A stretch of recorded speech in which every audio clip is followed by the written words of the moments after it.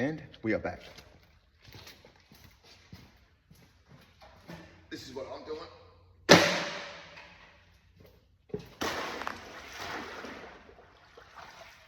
I've shown most of you before, but I think that was on the older videos that I got rid of.